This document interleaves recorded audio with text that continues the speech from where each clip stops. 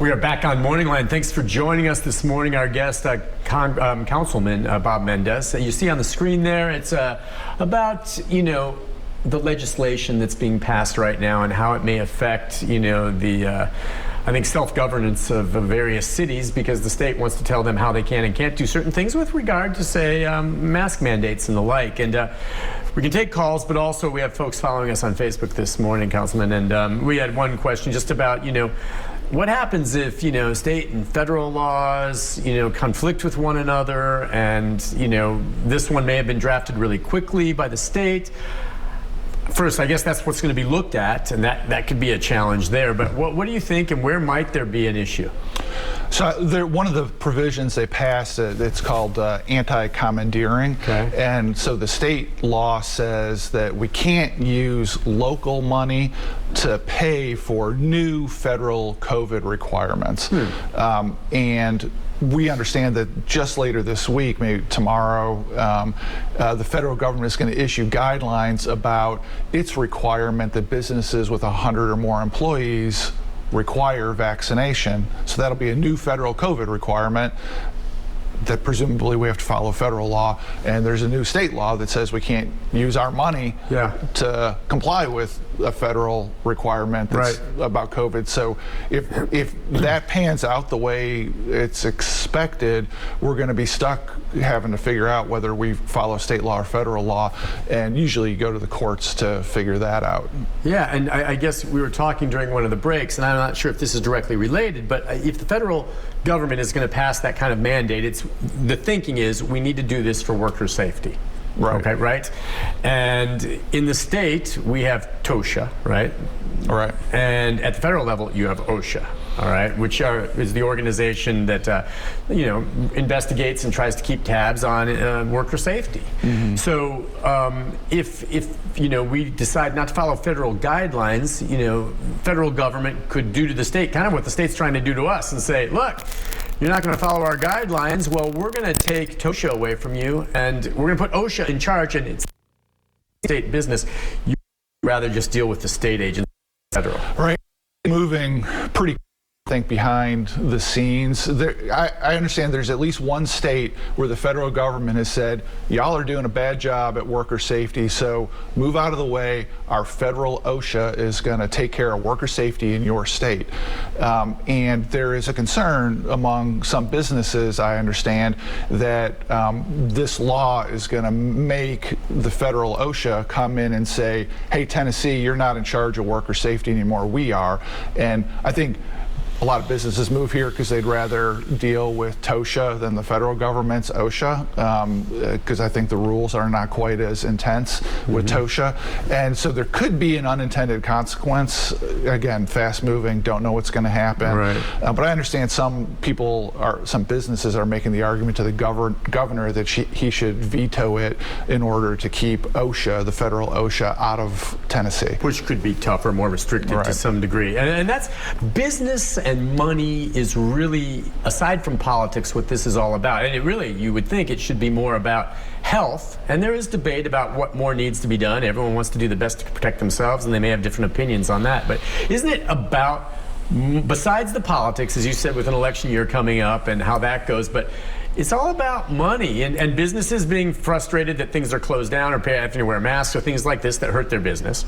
But then we hear about the state, going to pass all this stuff, and we've just got this brand new, shiny deal with Ford for multi-billion-dollar expansion here in Tennessee, which is a big deal.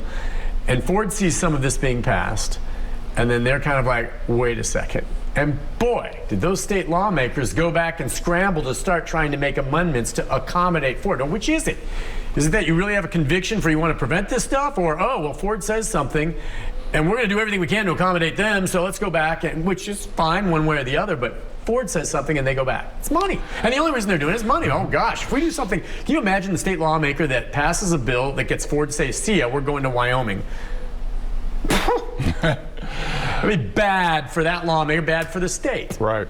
Well, Nick, you sound like a cynic. the people in the state love to beat up on Nashville. Bottom line is, locally, we've got term limited, part-time politicians. I'm term limited. In less than 2 years, I'm out of here, out of being in government, because I'm term limited. I am a business lawyer who participates for a certain number of years and then moving on. If you look at my campaign account right now, it's got like $1,600 in it. Like, there's no, at the city level, people are doing it for the love of Nashville and moving the city forward. I would challenge somebody, intrepid reporters, to go check campaign finance accounts at the state level in 6 or 9 months to check out how it overlays with votes that are made about this stuff, and how certain businesses got excluded, and why the difference between how private schools are treated and public schools are treated. And my hypothesis would be that you're going to see a correlation with campaign contributions and how those votes went. Well, and that's always been going on. Slimy Sure. politics, give and take, and make these exceptions to the rules, or however that plays out. But what are you hearing at all from your constituents? I mean, here in Nashville, I know that because it's different, it's doing the will of the people, but there are people here probably that look and support what the state lawmakers are doing, like the idea of it. What are you hearing? Sure, and as one of the at-large council members, it's my job to represent all 700,000 people. Yeah, and I guess my question too is, are people really engaged in paying close attention to this? And it can be, just as you see on this program itself, a little bit complex and hard to completely understand, especially since the governor hasn't even signed any of it yet. Right. But it's been the lead story on all the newscasts, as this thing's passed and gone about. But I just wonder, how engaged is the public, and do they understand it? Well, I think the vast majority of the public just wants to go to work, take care of their kids, and go for a walk or do some exercise without being bothered by government. They want garbage get picked up. They want the police and fire department to come if they need them, and beyond that, government's a hassle, and if they have to think about it, it's a hassle, and I don't blame them at all. And for them, I think for most people, they feel the polarization at the federal level has spilled down to the state level, and then it comes into our lives on local stuff. We'd like to be able to figure out how to deal with the epidemic without being dragged into the polarized politics of America, but here we are. So I think people generally just don't like that there has to be a scuffle over this stuff. For people who are more politically engaged, it runs a spectrum. The majority of people in this county tend to lean in the direction of wanting effective disease control and accepting that we chose to live in a city, and therefore there have to be rules about how we interact with one another, and there have to be public safety rules that are different than if we lived on a farm, and therefore are okay. Are there people who embrace and endorse what the state has done? Yes, I think it's definitely a minority of the people in the county, though. Besides Nashville, Memphis, what other, and you may not have had interactions with others or discussed how they plan on dealing with this, but what other communities do you think are like-minded with the city of Nashville in terms of concern about having what we want to do contradicted by what the state's doing? Because there's plenty of other places where the state's doing exactly what they're already doing there. So what is it, Nashville, Memphis? Do you have any talks? Chattanooga, maybe Knoxville to a lesser degree. Okay. Knoxville, the city, not Knox County. Right. There's a distinction there about where political sentiments lie.